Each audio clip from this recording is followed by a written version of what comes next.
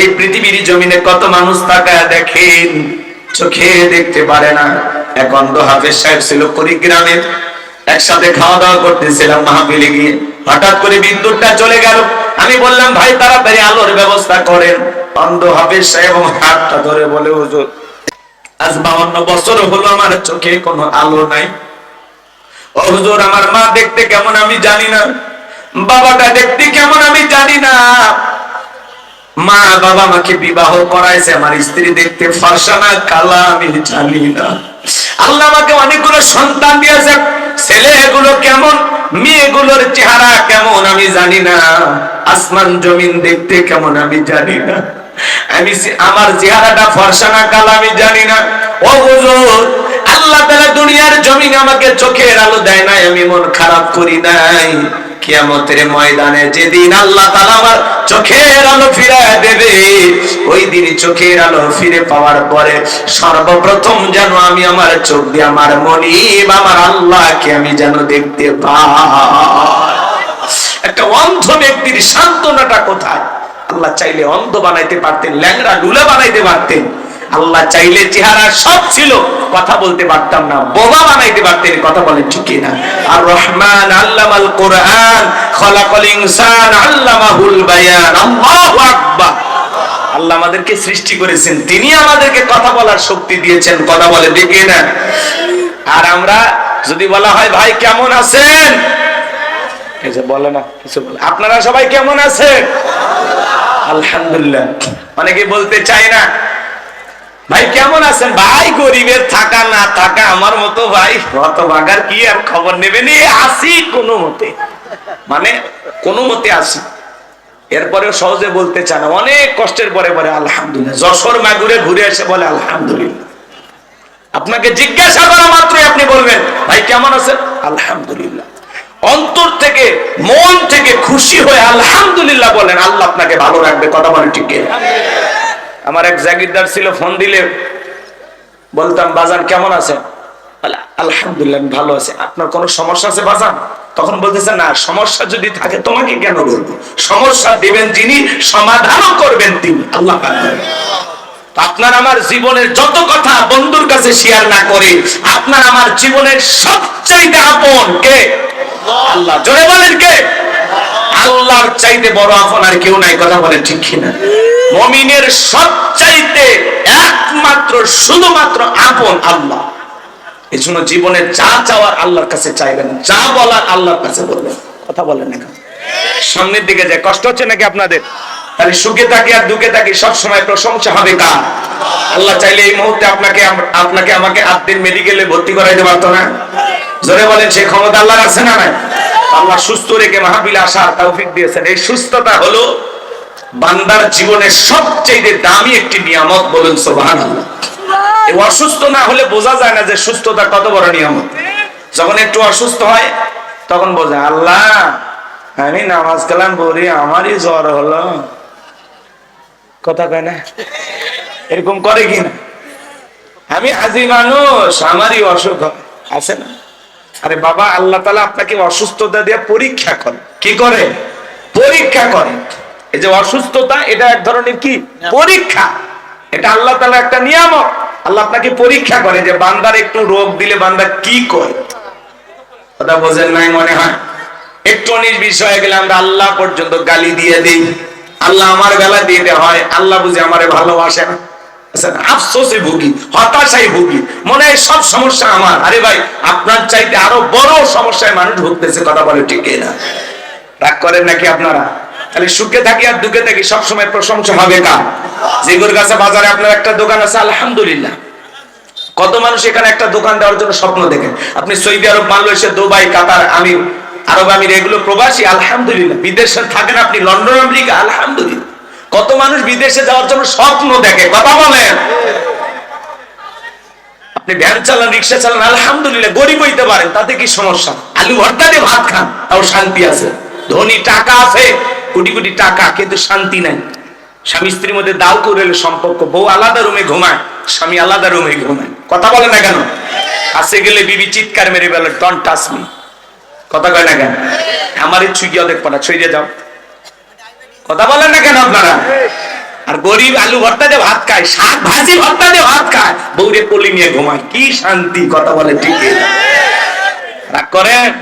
রাগ করবেন না। এই জন্য দামি বিল্ডিং দেখে মনে করেন ওই বিল্ডিং এর মানুষ অনেক সুখী, যায় দেখে কোটি টাকা ঋণের ভয়ে বাড়িতে থাকে না। কথা কন ঠিক না? এই জন্য বাজান, আল্লাহ যতটুকু দিয়েছেন, যতটুকু আমার আছে আলহামদুলিল্লাহ।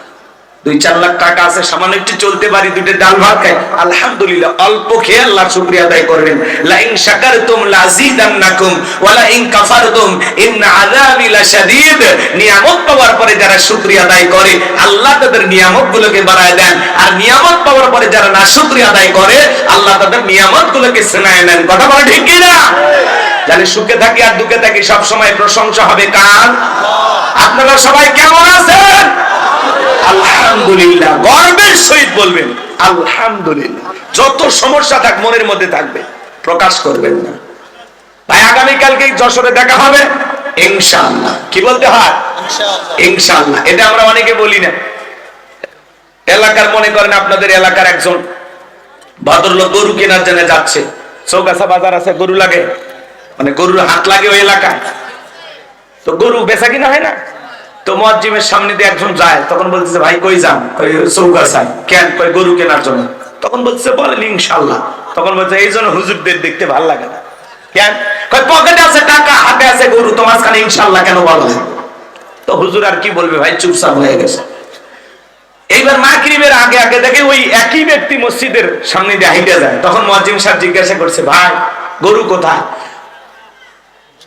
তখন বলতেছে ইনশাআল্লাহ টাকাটা চুরি হয়ে গেছে, ইনশাআল্লাহ গরু কেনা হয়নি, ইনশাআল্লাহ বাড়িতে যাচ্ছি, ইনশাআল্লাহ পরে দেখা হবে। সে ইনশাআল্লাহ বললো চালান পাতি হারানোর পর। কথা কি বুঝতে পারতেছেন? আমরা এরকম এক মুরব্বী দোয়া পরে পেশাবখানায় যায়, বিসমিল্লাহি ওয়ালা বারাকাতিল্লাহ। আমি তখন বললাম চাচা এই তো খানা খাওয়ার দোয়া। তখন বলে হুজুর কোন দোয়া কোন জায়গায় পড়লে আমার মাথা কাজ করে না। এরকম লোক আছে না নাই? আমার ভাইরা, সুখে থাকি আর দুঃখে থাকি সব সময় আল্লাহ তাআলার প্রশংসা আদায় করতে হবে। এইজন্য আমার আল্লাহ রাব্বুল আলামিন বলেন ওয়ালাকাদ আতাইনা লুকমানাল হিকমাতা আনিশকুরু লিল্লাহ ওয়া মান ইয়াশকুর ফাইন্নামা ইয়াশকুরু লিনাফসিহি ومن كفر فإن الله غني حميد। আমার আল্লাহ রাব্বুল আলামিন বলেন আমি লোকমান হাকিমকে হিকমত দিয়েছিলাম, জ্ঞান দিয়েছিলাম এবং বলেছিলাম লোকমান তুমি আমার শুকরিয়া আদায় করো। যারা শুকরিয়া আদায় করে সে তার নিজের জন্যই আদায় করে, আর যারা শুকরিয়া আদায় করে না তাদের জেনে রাখা উচিত আমি আল্লাহ অমুখফেকি, আমি আল্লাহ নিজেই প্রশংসিত। কোন বান্দার প্রশংসার জন্য আমি আল্লাহ দিন থেকে থাকে না। চিৎকার মেরে বলুন সুবহানাল্লাহ। তাহলে সব সময় প্রশংসা হবে একমাত্র কার? খেয়ে থাকি না খেয়ে থাকি, সুখে থাকি আর দুঃখে থাকি, ভালো থাকি আর মন্দ থাকি, হাসপাতালের বেডে থাকি আর ঘরে শুয়ে থাকি, সব সময় জবান দিয়ে যেন প্রশংসা চালু থাকবে কার? তাহলে জবান ছেড়ে সবাই একটু ভালোবাসা নিয়ে বলেন আলহামদুলিল্লাহ। এরপর আল্লাহ রাব্বুল আলামিন বলেন ওয়া ইয ক্বালা লুকমানু লিবনিহি ওয়া হুয়া ইয়াইযুহু ইয়া বুনাইয়া লা তুশরিক বিল্লাহ ইন্নাশ শিরকা লাযুলমুন আযীম।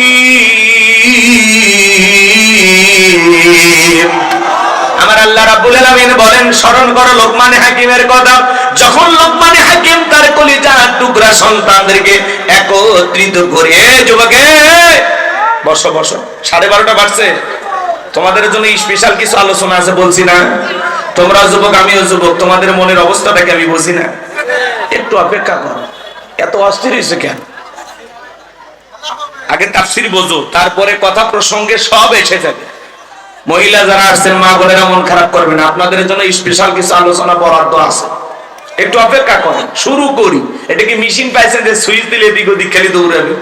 একটা লাইন আছে তো, আঘাত বাঁধে নেই। 12:30 পরে যদি আলোচনা শুনে ভালো না লাগে বিকাশ নাম্বার দেবেন, টাকা ফেরত দেবো। আপনার ওই যাতায়াতের যে গাড়ি ভাড়া এটা ফেরত দিয়ে দেবো। কয় টাকা খরচ হয়েছে বলবেন, মোটরসাইকেলের তেল অটো ভাড়া যা লাগে দিয়ে দেবো। কিন্তু 12:30 পরে বলা লাগবে, এর আগে বললে হবে না। চলবে চলবে চলবে। এই অফার 12:30 পর্যন্ত, কথা কি বুঝতে পারতেছেন? একটু অপেক্ষা করেন বাজান, কোরআনের কথাগুলো শুনতে ভালো লাগে না? এই যে এখানে একজন আলেম বান্দা বসে আছেন, দেখেন তো আমার কথার লাইন ঠিক আছে না? আল্লাহ তাআলা কি বলতেছেন? স্মরণ করো লোকমানে হাকিমের কথা। যখন লোকমানে হাকিম তার সন্তানদেরকে, উনি শুধু মাঠে ময়দানে ওয়াজ নসিহত করতেন না। আপনি সারা জীবন ওয়াজ নসিহত করেন, আপনার বউ বেপরদায় চলে, মেয়ে কথা শুনে না, লাভ আছে? তাহলে ঘর ঠিক করা দরকার আছে না? না, ওয়াজ মাঝে মাঝে ঘরের ভিতরে করা লাগবে, পারিবারিক বৈঠক করা লাগবে, পারিবারিক পরামর্শ করা লাগবে। কি প্ল্যান আপনাদের সন্তানদেরকে নিয়ে? তাদেরকে বলতে হবে, বাবা আমি তোমাকে নিয়ে এই স্বপ্ন দেখি। কথা বলেন, নায়ক গায়কের স্বপ্ন দেখলে হবে না, সন্তানকে নিয়ে আলেম বানাইতে হবে, দ্বীনের দায়ী বানাইতে হবে, মুফতি মুহাদ্দিস বানাইতে হবে। কথা বলেন না কেন? আপনারা ডাক্তার ইঞ্জিনিয়ার বানাইতে, ভালো স্বপ্ন দেখবেন। নায়কের বাবা হয় লাভ আছে, গায়কের বাবা হয় লাভ আছে। শোনেন শোনেন, এদিকে শোনেন, সামনে গেলে বুঝবেন। লোকমানে হাকিম তার সমস্ত সন্তানদেরকে একত্রিত করে বলতেছেন, ইয়া বুনাইয়া, হে আমার বৎস, হে আমার কলিজার টুকরা সন্তান, হে আমার হৃদয়ের স্পন্দন, আল্লাহর কোরআন আপনাকে শেখাচ্ছে কিভাবে আপনার সন্তানকে আপনি ডাকবেন। সুবহানাল্লাহ, আদর করে ডাকতে হবে। ইয়া বুনাইয়া, হে আমার বৎস, হে আমার কলিজার টুকরা সন্তান, হে আমার হৃদয়ের স্পন্দন। কিন্তু আমরা সন্তানদেরকে আদর করে ডাকি না, নাম রাখছে বল্টু।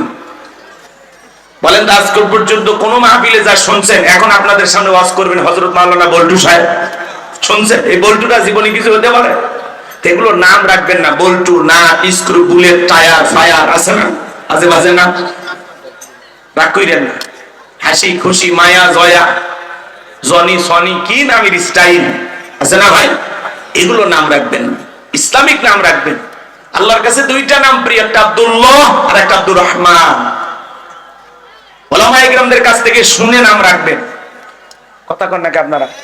আমি যদি আপনাদেরকে প্রশ্ন করি, আপনার সন্তান আপনার কাছে কয়টি হক পাবে বলতে পারবেন? বলেন কয়টি? অনেকে বলতে পারবেন না। আপনার সন্তান আপনার কাছে হক পাবে 12টি। জোরে বলেন কয়টি? 12টি। সন্তানের 1 নাম্বার হক কি? সন্তান জন্মগ্রহণ করার সাথে সাথে একটা ছবি তুলে ফেসবুকে পোস্ট করতে হবে, অনেক কষ্টের পরে বাবা হইলাম। সুবহানাল্লাহ বলবেন না? এটা তো প্রথম কাজ। সন্তান আসতে দেরি, সেলফি তুলতে দেরি নেই, ফেসবুকে দিয়ে দেয় মামা হইলাম, চাচ্চু হইলাম। ওই সন্তানের আবার খালা ফুফু থাকলে ওরা, ওদেরও ফেসবুক আইডি থাকলে ওরা পোস্ট করে, অনেক কষ্টের পরে খালা হইলাম। কষ্ট পাইলো মা আর কষ্ট পাইছে খালা। এই কথা বলেন না আপনারা? কি জামানা আইসা পড়ছে, যেই মহিলা বাচ্চা ডেলিভারি করছে ওই মহিলা ওই হাসপাতালের বেডে শুইয়া ওই অবস্থায় বাচ্চা কোলে নিয়ে একটা সেলফি তুলে ফেসবুক আইডি দিয়ে দিয়ে বলে, অনেক কষ্টের পরে মা হওয়ার স্বাদ বুঝলাম। কথা কয় না? কি বলেন? সন্তানের প্রথম হক সেলফি তুলে ফেসবুকে দেওয়া, 1 নাম্বার হক এটা না? কি? সন্তান জন্মগ্রহণ করার সাথে সাথে ছেলে হোক মেয়ে হোক, 1 নাম্বার দায়িত্ব কানে আজান দেয়া। কথা বলে ঠিক না?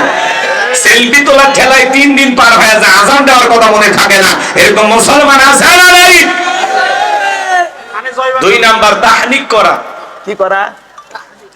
কানে জয় বাংলা বলবেন, ভালো। ওগুলার বইলেন না, অনেক বলছেন। স্লোগান হবে কার নামে? নেতার নামে স্লোগান দিয়ে লাভ আছে, দলের নামে স্লোগান দিয়ে লাভ আছে? স্লোগান হবে আল্লাহর নামে। ওয়ারাব্বাকা ফাকাব্বির, তাকবীর হবে রবের নামে, স্লোগান হবে রবের নামে। যেই জমিনে আল্লাহর শ্রেষ্ঠত্ব বড়ত্ব ঘোষণা করা হয়, ওই জমিনে শয়তানি শক্তি প্রতিষ্ঠিত হতে পারে। শোনেন শোনেন, এদিক 2 নাম্বার কি বললাম? তাহনিক করা। বুঝলেন না তো? আলেমদের কাছে নিয়ে যাবেন, ওলামায়ে কেরাম কি করবে? একটু খিচুড়ি হোক, মিষ্টি দ্রব্য কোনো কিছু হোক, চিবাই একটু বাচ্চার তালুতে অথবা জিহ্বার উপর একটু লাগাই দিবি, এর নামই হলো তাহনিক করা। 3 নাম্বার সুন্দর একটি নাম রাখা, ইসলামিক একটা সুন্দর নাম রাখবেন। আব্দুল্লাহ, আব্দুর রহমান, আব্দুল সালাম, কথা বলছেন না? আব্দুল মুমিন, সুন্দর সুন্দর নাম রাখবেন। নবীদের নামের সাথে নাম রাখবেন, ইউসুফ, ইব্রাহিম, ইসহাক, সুন্দর সুন্দর নাম রাখবেন। সাহাবায়ে কেরামদের নামের সাথে নাম মিলাই রাখবেন, আবু বকর, ওমর ফারুক, ওসমান, আলী। কথা বলেন না কেন? সুন্দর সুন্দর নাম রাখবেন পছন্দ করে। ইংল্যান্ডের সবচেয়ে জনপ্রিয় নাম হলো মুহাম্মদ। তারা ছেলে সন্তান হইলে অধিকাংশ মানুষ সন্তানের নাম রাখে কি? মুহাম্মদ। আল্লাহু আকবার বলেন। আর আমরা নাম হইলে কি, এমনও মা বাবা আছে মোটু বাচ্চু নাম রাখে,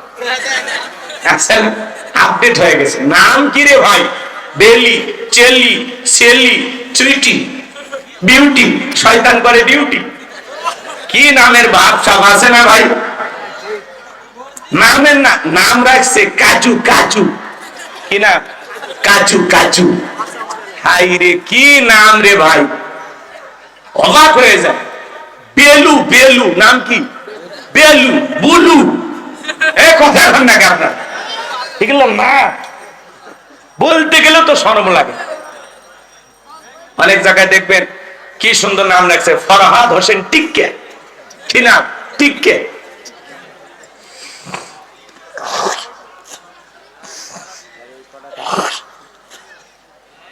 বাকিগুলো বলবো, সময় লাগবে। 4 নাম্বার সন্তান হোক, তাদেরকে দিন শিখাইতে হবে, কোরআন সুন্নাহর জ্ঞান শিক্ষা দিতে হবে। তা করেন, ওইদিকে গেলে 1.5-2 ঘন্টা লেগে যাবে বাজার, ওইদিকে আমি যেতে চাচ্ছি না। আপনাদের উদ্দেশ্যে যে কথা বলে দিয়ে যায়, লোকমান হাকিম তার সন্তানদেরকে আদর করে গিয়ে বলতেছেন, ইয়া বুনাইয়া, হে আমার বৎস, হে আমার কলিজার টুকরা সন্তান, হে আমার হৃদয়ের স্পন্দন, লা তুশরিক বিল্লাহ, আল্লাহর সাথে কখনো কাউকে শরীক করা যাবে না। ইন্নাশ শিরকা লা যুলমুন